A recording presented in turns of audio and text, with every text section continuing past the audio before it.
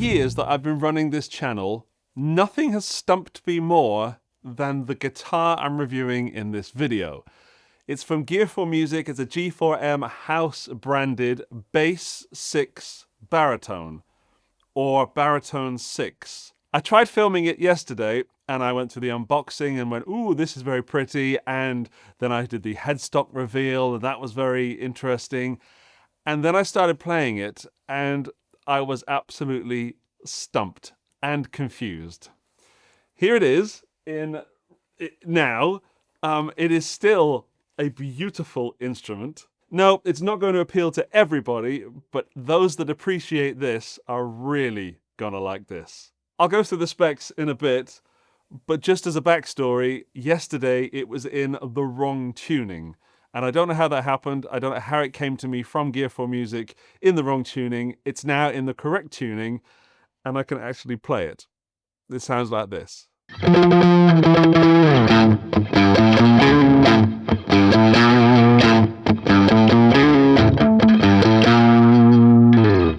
And that was a bass line because this is a bass 6 in terms of tuning. It's tuned E to E like a standard guitar, but 1 octave lower like a bass. So you've got a 6-string bass, a bass 6. But in the name, it's called the Baritone 6. So you could tune it like a baritone, which is not an octave below a guitar, but either a 4th or 5th below a guitar. So instead of being E, this would be an A below the E of the guitar.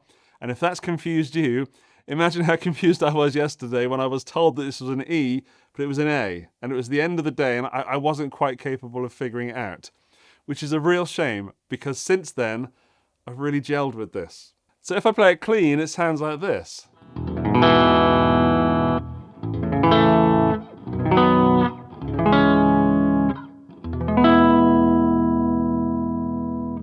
With this bar chord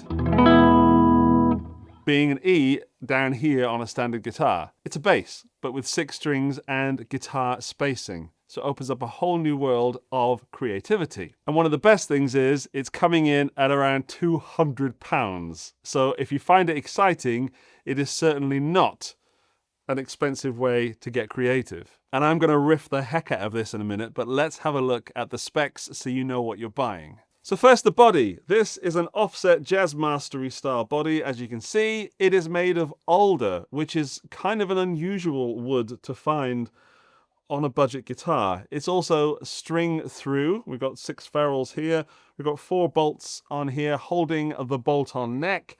The neck is roasted maple with a scarf joint just here, and it is absolutely glorious to touch and play. It feels amazing. It smells divine. Fretboard is also roasted maple, but we've got black binding and black blocks. And I absolutely dig this from terms of looks. It is absolutely right up my street. I love the way this guitar looks. As well as pink, you've got them in green, which is a new color as well, and you've got sunburst and white, and the sunburst and white cost even less than this one and the green one. Back to the neck, we've got a 16-inch radius, so it's super flat. This is a C shape, which is not super skinny. It is one of those universal sort of modern Cs, which I don't normally gel with, but on such a large instrument, it feels pretty good. It's also a 30-inch scale neck, meaning it's like a short scale bass. And these strings are 14 to 68, so we're definitely entering bass territory on this one just here. We've got master volume, master tone, 3-way switch to switch between the 2 ceramic humbuckers. And then back to the neck, we've got 22 nickel silver medium jumbo frets, a new bone nut, and 6 inner line guitar tuners, which we do need to talk about later. But for now, I need to riff this like it's never been riffed before. This week, this pedal came out, the Orama from Crazy Tube Circuits, and I'm dying to put it through that, so I'm going to.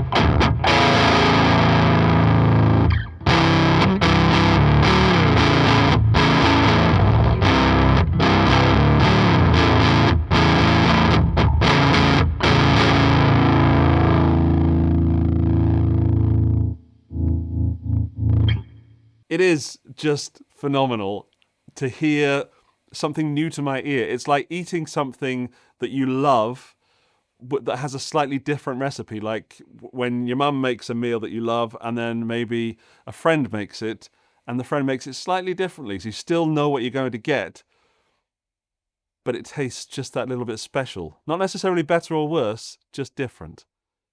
And it makes you smile, which is what this does. And yeah, it is a bass, so it does sound a little bit clunky in some of those low notes.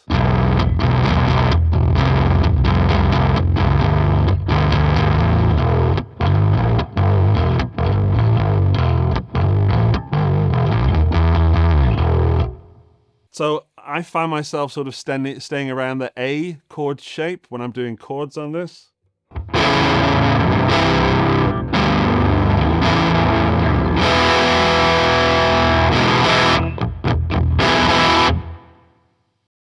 I might take that back. I think that actually sounds pretty good.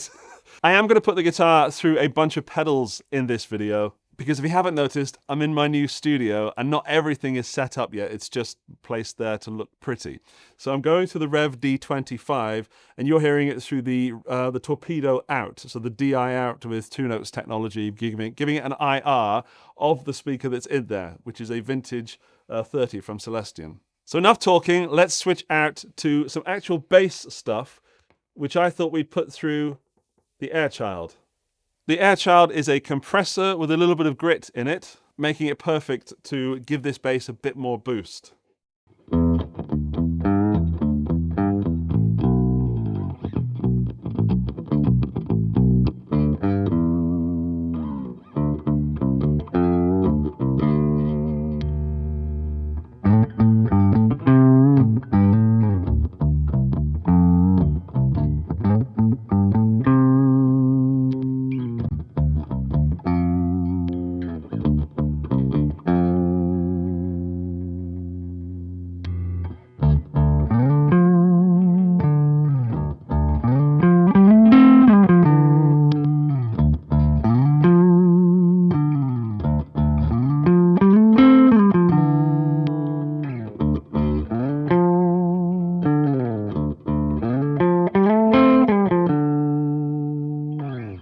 Tonally, the Airchild is doing a bit of the heavy lifting, but any compressor will get you close to that.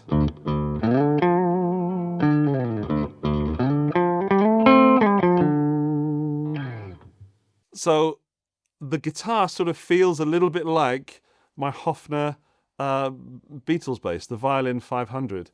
And there is that because it's the short scale, you've got a bit more floppiness in the strings. Again, as a guitar player that loves to play bass, it helps me be creative.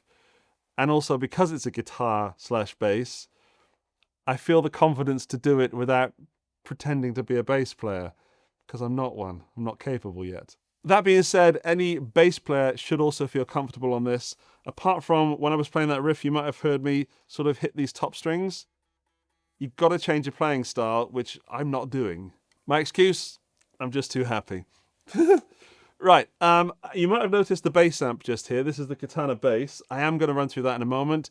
I've just got a few more sounds I want to go through. The Rev G3. This is a great distortion pedal. I want to go through that so that I can, well, get more distorted. I don't know why I unplugged that. It's that I've got to unplug.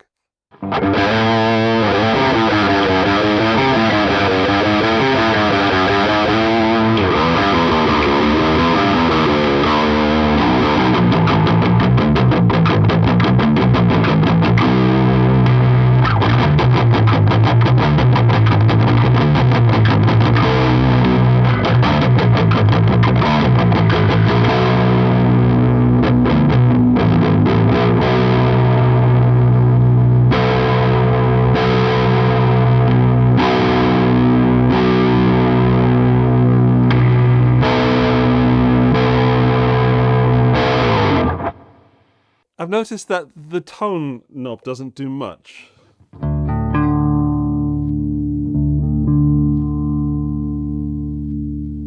Until you get to about 2 or 3. So it's one of those tone knobs.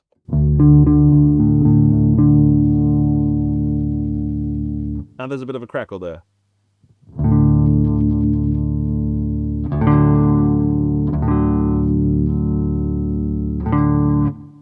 So the top half of that doesn't actually do much. When you get to about 5, it starts to taper off. I prefer a tone knob that does a bit more in the top area, but that can easily be changed. And for 200 quid, can't really argue, can you? I do want to get a little bit ambient as well. So I've got this, the Ambient from Walrus Audio. And for me, I love a bit of ambient reverb on a bass.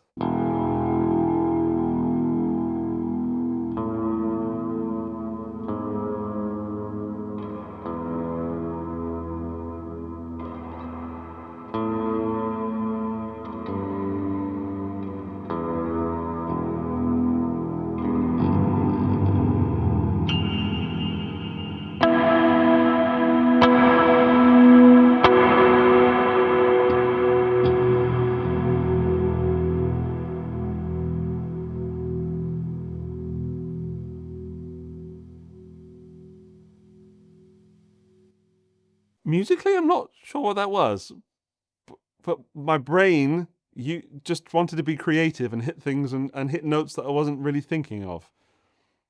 I think it created a bit of atmosphere, a bit of ambiance.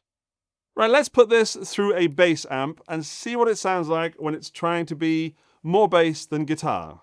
So, it's got a bit of compression on it. I've not heard this before, so your guess is as good as mine.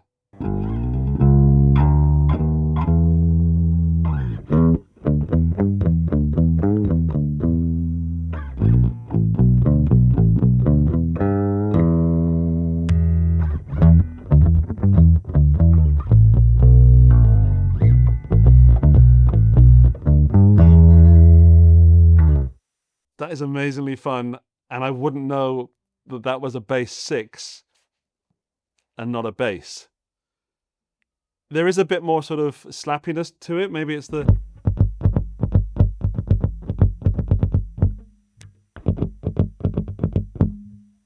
That could be the short scale or the fact that there are 6 of the strings.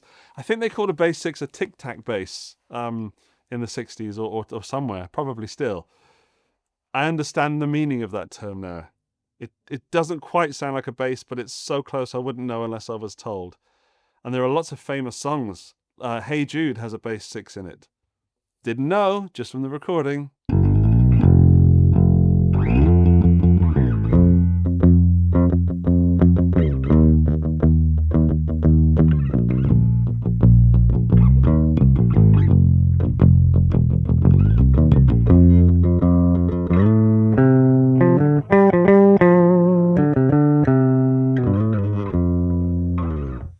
That's actually more pleasing to my ears. Like it feels like I'm playing a different instrument now. So it's massive fun riffing out on this through the guitar amp and the pedals and the distortion and the fuzz and all this. But now I feel like I'm a session musician. It's ridiculous.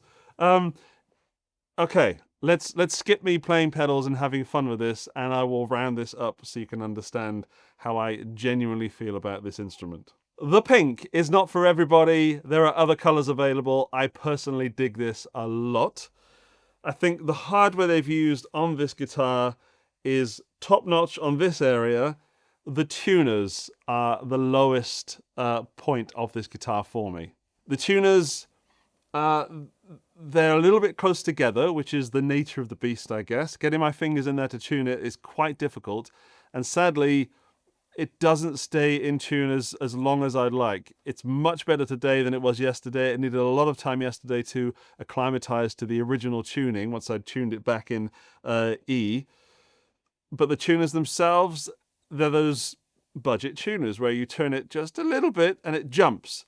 So I would want to replace these tuners very quickly for the sake of, I don't know, 15 euros, something like this, 15 pounds. Maybe put some really decent ones on there because I love this instrument. It feels amazing on the neck. I really dig the sounds. I love the way it fits into my body. I just feel a bit let down by the tuners. That is my review. If you don't own a bass and you don't feel comfortable buying a bass, or you just love low tunings, this is an instrument you should get. I really think G4M Music have outdone themselves here with this model. I think the fact that the other colors are $179 is unbelievable. This is a quality instrument. I would love to hear some of your thoughts if anyone's picked one up recently, because I think you're going to be absolutely flabbergasted. If I'm really nitpicky, the headstock shape, I would have liked it to be bigger. Like, for want of a bit more beefy, masculine, for want of another term. I think a sort of more Thunderbird style headstock on this would have done really well. As it is, it just looks a little bit, I don't know, it just doesn't seem to fit the rest of the beefiness of the guitar. I don't want to say wimpy, but it's a bit too sleek, a bit too pointy. But again, at the price this is at, phenomenal. This is one of those instruments that's going to open up a whole new level of creativity for some players, and I dig it. If you put it through a guitar amp, it's going to sound great. It does tend to kind of feed back a little bit on the higher gain setting, so live you might have some issues. It does sound phenomenal through a bass amp, so if you own a bass amp, definitely get one of these. And that is my first guitar review done in this new studio. And it's not really a guitar, it's a guitar-bass hybrid. Brilliant, that's very me to do something like this. Links are in the video description for more information and prices in your region, because it's not just available in the UK, it's available in many places all over the world. Let me know your thoughts in the comments as always, and I will see you in the next video. Subscribe if you want to. Bye-bye.